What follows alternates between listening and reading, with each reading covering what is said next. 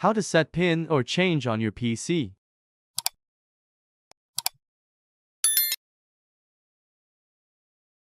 Click Start.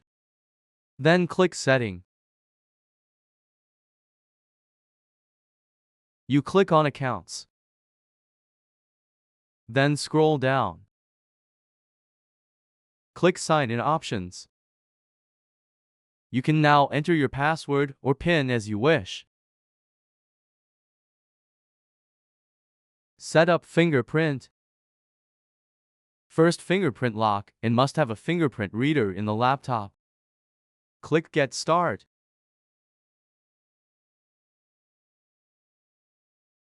Password that you enter in the laptop.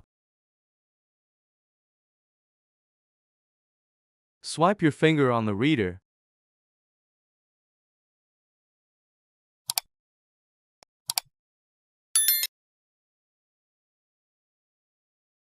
You close it after completion.